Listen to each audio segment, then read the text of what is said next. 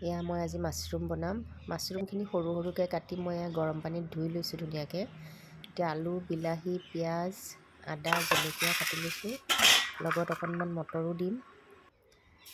কেৰাহীখনত মই হালধি দি আলুখিনি ৰঙচুৱাকৈ ভাজি লৈছোঁ প্ৰথম। ভাজি পেলাই উঠাই থৈ দিছোঁ। এতিয়া কেৰাহীখনত মই তেজপাত কেইটামান, পিঁয়াজ, জলকীয়া লগতে আদা দিছোঁ। আদা নহৰু পেষ্ট দিব পাৰে, মই আজি নহৰু দিয়া নাই মানে। লগতে বিলাহী অকণমান দি বিলাহীখিনি গলি যোৱালৈকে ভাজিব লাগিব। তাত মই নিমখ, জিৰা, হালধিখিনি দি দিছোঁ। এতিয়া বিলাহীখিনি যেতিয়া গলি গৈছে, মই ইয়াত আলু আৰু মটৰখিনি দি ধুনীয়াকৈ ভাজি লৈছোঁ। মটৰখিনি যেতিয়া সিজি গৈছে, মই মাছৰুমখিনি দি অকণমান সময় এনেকৈ ভাজিম, পানীখিনি শুকাই যোৱালৈকে। এতিয়া ধুনীয়াকৈ পানীখিনি শুকাই গৈছে।